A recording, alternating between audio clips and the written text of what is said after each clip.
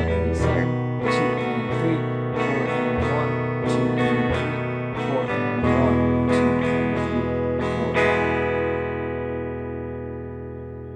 Now the original song is in the key of F. Now we transposed it, meaning we just changed the key to a more comfortable key that we can play with these open chords. Now what we'll be doing is playing what's called an arpeggio, where we pluck out the different notes of the chord we're playing. So in this intro of the song, it's an arpeggio of B7 with a little bit of an altered twist to it. So what we're going to do, we're going to make that B7, right? And we're going to pluck out the different notes.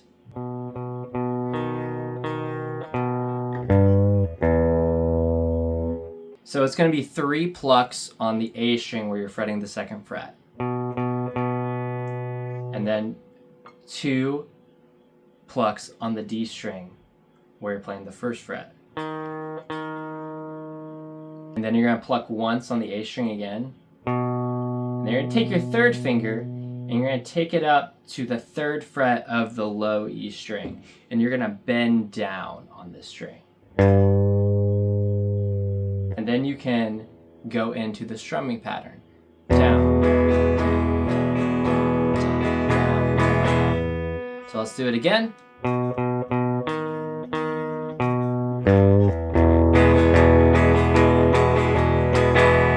So that's how you'd play that rhythm. And during this whole song, it just repeats that chord progression the entire time. This is what's known as a 1-4-5 progression. It's very common in any type of rock, any type of country. You hear it all the time. Any type of pop, funk, whatever. The 1-4-5 progression is very, very popular. And in the key of E, it's E, A, and B, and in this case, B7.